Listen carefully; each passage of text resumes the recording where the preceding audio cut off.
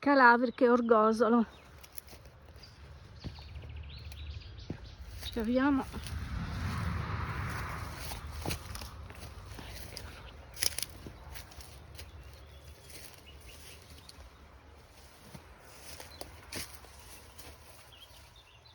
piccolina.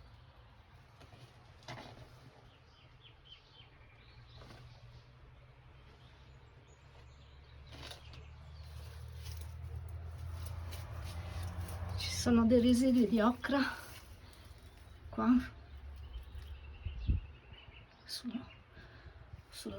portellone, insomma.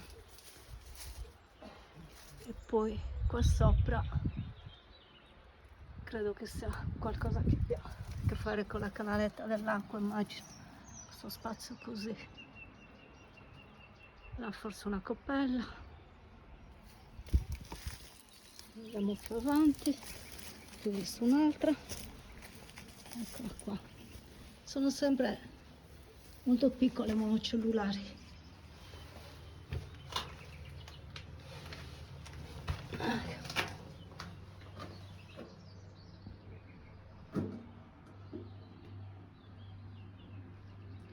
Hanno queste lavorazioni laterali perpendicolari, accenno di pilastro, e qui là sopra si vede l'ocra benissimo, pieno di ragni, aiuto. Guardate un po' il ragno che ha catturato la preda.